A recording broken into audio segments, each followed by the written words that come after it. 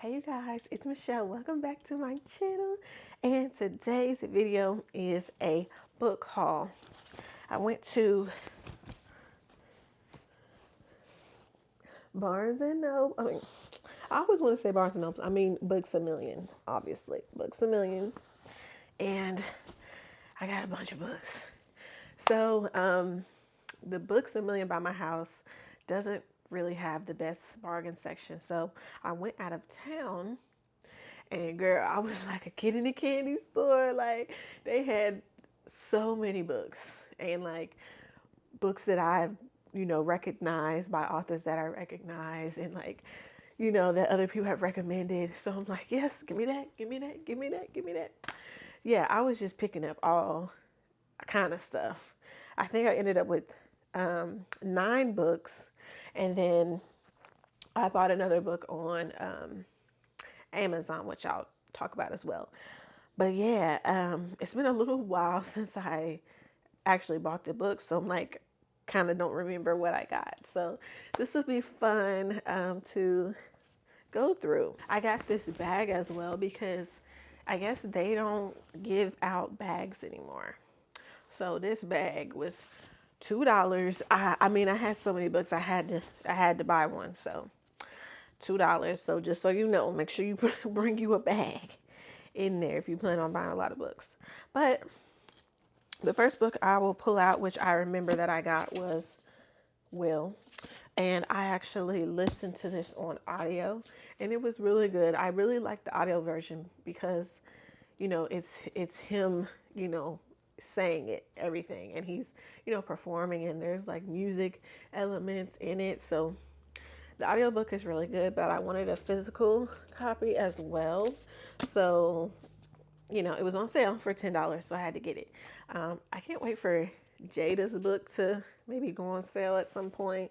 I do want to get her book at some point. So, yeah, I had to just get it and add it to my collection. Then I got the Ace of Spades by, I'm not sure how to pronounce that, but $5. And I've seen this book, before. I've seen some people actually say that this is like one of their favorite books. So I was like, yep, I'm going to get it. And let's see what it's about. It's about these two seniors. They go to this private academy. They're selected to be a part of the elite school's Senior Perfects. So this program is going to be good on their college applications and puts them in the running for valedictorian. Cool. Oh, so we kind of got a little like Pretty Little Liars A situation where somebody by the name of Aces starts sending anonymous text messages and starts revealing secrets about the two. And it turns their life upside down, threatens everything that they've worked for. And it's like, okay, can our two main characters stop Aces before everything turns deadly? So, yeah, it sounds good. It sounds really good. Can't wait to get into that. The next one I am pulling out is Off the Record, A Story Too Explosive to Keep Secret by Cameron Garrett. This is a really pretty cover. The other covers are pretty too. Like, I just love seeing Black people on the covers. And look at the back. Really nice, really nice. Okay. So what's this one about? Let's see. I don't even think I read this one.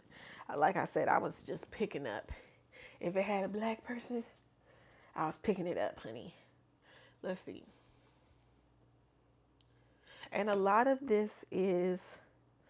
to say a lot of this is young adult, just because I love young adult. So we have Josie Wright, who is 17 years old, and she is a writer. And she wins this contest to write a celebrity profile in this magazine. And she's scared and she's excited and she's ready for it. So she gets kind of flued out to these different cities to do this profile, and she ends up developing a crush on the person she's supposed to be profiling. However, it seems like there's some secret going on. Somebody lets her in on a little secret. And so, one thing kind of leads to another. And now she kind of has this story on her hands. And she's kind of reluctant to tell it. She's kind of worried, like, will it do these women justice? Will it end her career, her writing career? Yeah, it's definitely giving Me Too. So interesting. It's kind of the only other thing that I've read that was similar to this was Tiffany D. Jackson's Grown, where it's kind of like about, the music industry.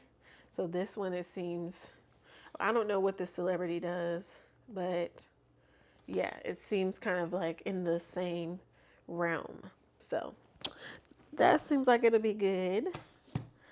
The next one I'm pulling out is The Davenports for $6. And I've definitely seen this around. I think it's giving like almost like Bridgerton vibes maybe, or just very wealthy, black people. So let's see what it's about. So based in the 1910s, and the Davenports are one of the few black families with wealth, and their wealth comes from a formerly enslaved man who has become an entrepreneur. So they got servants, they got crystal chandeliers, parties. It's definitely given like Bridgerton.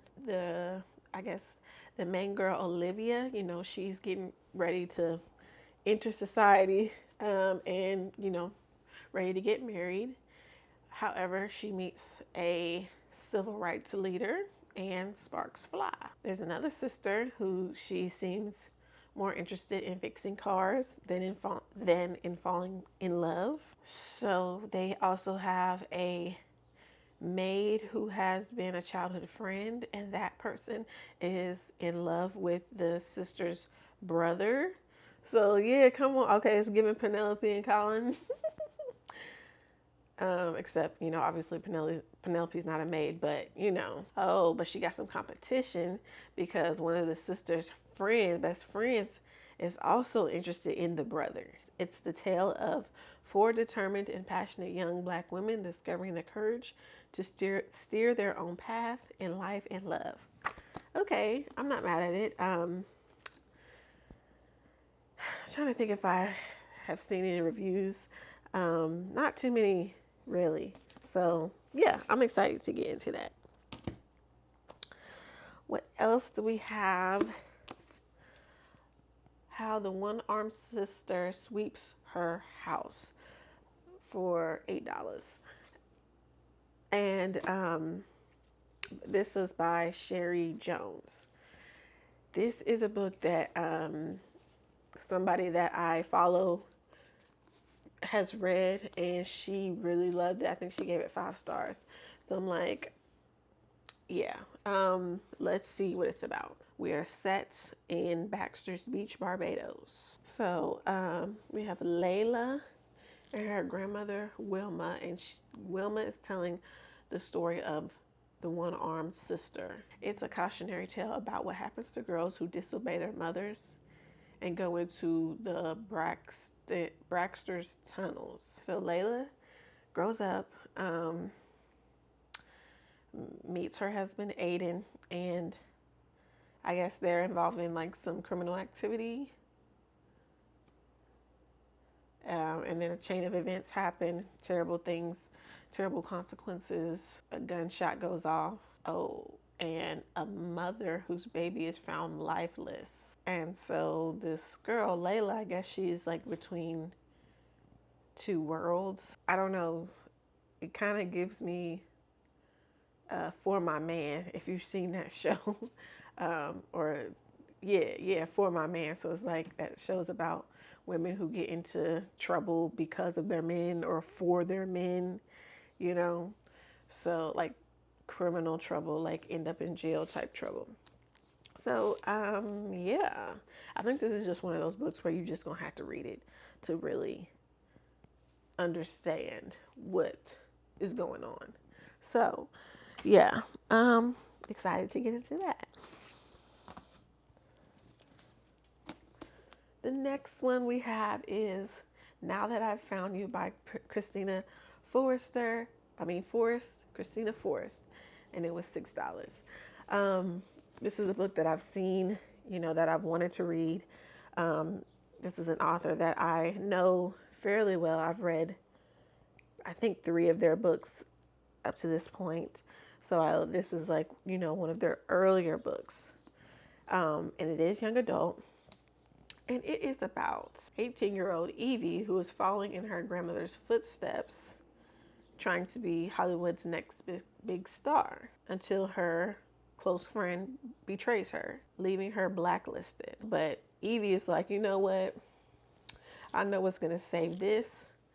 A public appearance with her grandmother, Gigi. The only problem is that Gigi has been recluse. She's been out of the limelight for 20 years. So Evie is supposed to present her grandmother with this honorary award. However, Gigi goes missing. So the last person to see Gigi is this guy named Milo. So Evie is like trying to work with him to figure out where she at. And while they're working together, romance ensues. And she also discovers things about her grandmother and herself.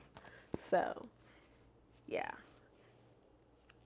Interesting. I had no idea what this was about. But now I do. So hopefully it's good. Christina, I think she's like, her first few books, I think, are young adult. And I've read one of them and it was good. I kept it. I kept it on my bookshelf. But it was like really long. It had some issues with it, but it was still pretty good.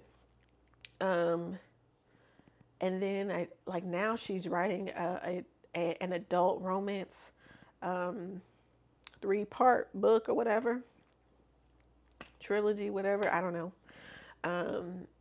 The first one I did not like. The second one was okay. So the third one hasn't come out yet.